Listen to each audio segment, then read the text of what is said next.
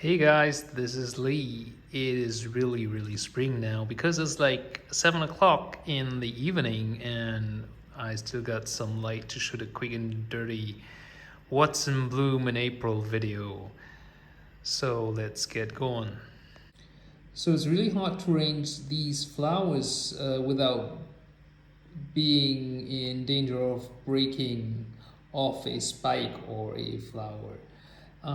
If you look at these flowers, you might think, it's the same plant with a reflection on it, but it's not. It's two different orchids,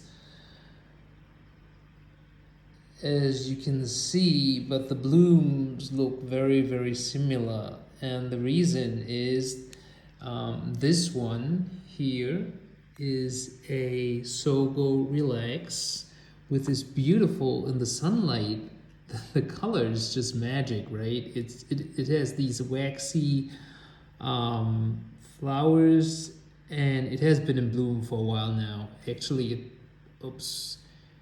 you can see the lip is already dry here, but it put out actually new buds and flowers.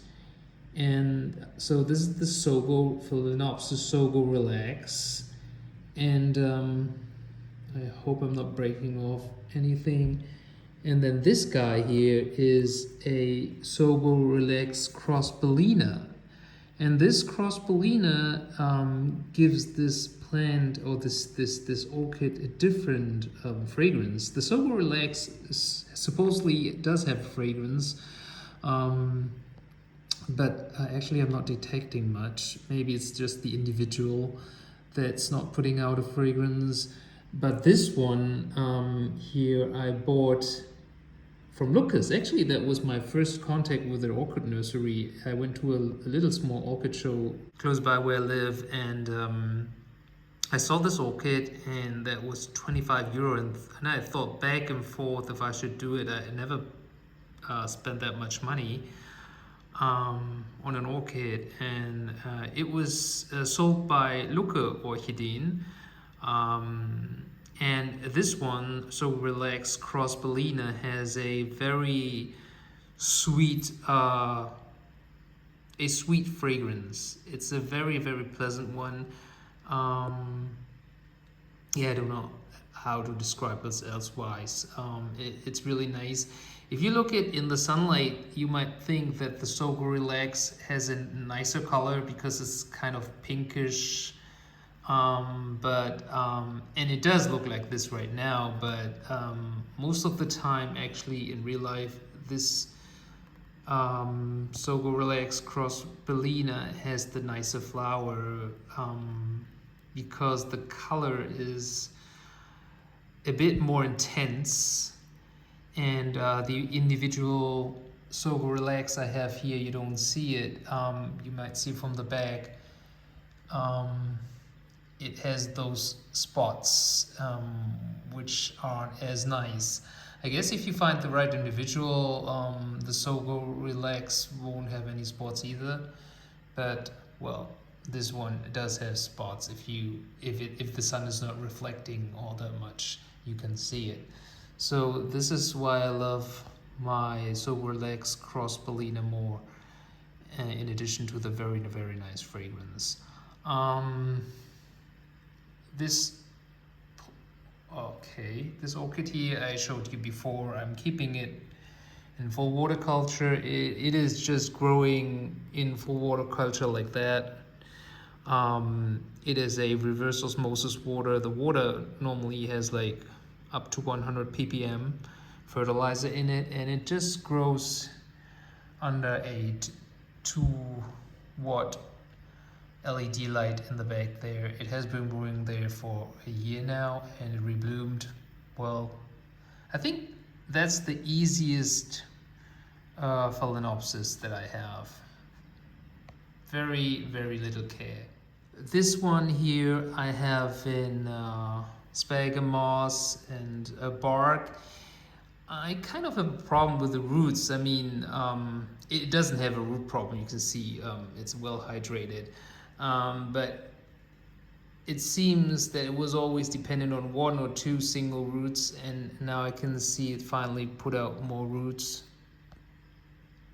there and in the front, and there more in the back. So I'm quite happy about it. And I'm not soaking this one. Who has time for soaking orchids? I'm just pouring a bit water every now and then into the media. And it sits on a western facing windowsill, and it's actually reblooming every year, so I'm quite happy with this one. A purchase from Lucas. Then the next one is Phalaenopsis Yinch. Let me check. Yuan Shuai Sweet Girl. Sweet Girl, Shiny Girl? Yeah, sweet and shiny. I always film this one too late. It has been in bloom for a while now, and when the flowers first open up, this yellow band here is rather narrow, and as the flower grows older, the yellow becomes more and more, and the white disappears at some point. What I like about this one is the contrast between the lip and the yellow. It has this beautiful purple or pink lip, and yes, it's a happy plant. Very nice flowers. It's supposedly fragrant as I said before, but I don't detect anything, so this one's not fragrant for me. I'm keeping it. I think this one had a problem with roots before, a while ago, and then I reported it in in Sphagomoss, and you can see again it puts out new roots, and then this happens. It's at some points the roots don't like the Sphagomoss, although I'm keeping it rather dry, as you can see, maybe too dry, and then we have this root here that grew into the pot in the decorative container, and sometimes when I pour water on it from the top, the water runs down through the Sphagomoss into the decorative container, and then this root here picks up the water. Still haven't quite figured out how to keep this one. I mean, I've been growing this one for I think 2 years now. It's been reblooming, but every time I have to repot it because there's something wrong with the media or the roots. Don't know. Maybe I should go back to soaking this one, but I really don't like soaking orchids. So the next one is my Miltoniopsis Breathless Beauty. Yes, I do have Multineopsis which do bloom, although, as I said before, all my Miltoniopsis are sick, and yes, as you can see, this one's not doing great either. The flowers haven't really fully opened up yet. Let me find one which is more open. The lip, look at this lip with this waterfall. You can see here there's something wrong about the edge here. Yeah, I think it's thrips. This one here bloomed 5 months ago, and it's blooming again now, although it's sick. Sometimes I wonder, like, if you're so sick, why do you bloom? Is it because the plant is about to die and wants to send out its genes? I don't know. It has another flower spike somewhere. There. Here we have another flower spike. Here. With only 2 buds, I guess. And yes. It's not a healthy plant again.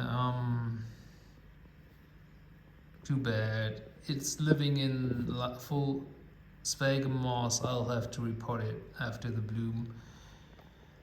Momentarily, I'm spraying my plants down every week with insecticides. Don't know how or if this will work in the long run. We'll see about that. And yes, it doesn't have any fragrance at this point. Maybe because the plant is too weak, or maybe it's because it just opened up a couple of days ago, or maybe it's just not the right time of the day. Because Miltoniopsis, they usually smell like in the morning until noon or something like that, not this late. And then just before the sun sets, here's this Cattleya I bought about 5 months ago, and it bloomed 4 months ago, and it is blooming again now, only 4 months later, which is quite cool, I think. It put out 2 new growth, and both new growth put out a flower spike with 3 flowers on each spike. You can see this one hasn't fully opened up yet. It just opened up like 2 days, no, yesterday. And this one here has been open for a couple of days now, or maybe a week or so. The story behind this one is I purchased it from the internet hoping it would be Miss Orchid Girl's Princess Jackie with that great fragrance that I guess nobody of us normal people has smelled so far. And as I said before, this one does have this citrusy, like creamy, thick fragrance, but it's not as strong as Miss Orchid Girl said. So yeah, it's not her. It's not the Princess Jackie, but it's still a nice and healthy plant. Put out 6 flowers for me. What can you say? The way I'm keeping this one is under artificial light and just in some sphagnum moss, bark, and ceramus. And yeah, it's kind of in a self-watering setup because this container has a little wick, and the wick goes down to a little reservoir. Whatever water runs down from the pot into the decorative containers. You can see there are roots. Yeah, it put out these roots after repotting 5 months ago, so it's not too bad, I guess. Not much work. Watering every week with reverse osmosis water. I guess about 100 ppm. They get what my Phalaenopsis get. I'd even say they're easier to keep than Phalaenopsis, or at least this one here. So far, it hasn't given me any problems. So I think I'll keep this one, although it's not giving me the fragrance I wanted. And the fragrance is also not as strong as the Dolosa that has been really smelling quite strong for a month. So, but still, 6 flowers. What can I say? And they're pretty. All right, guys, bye.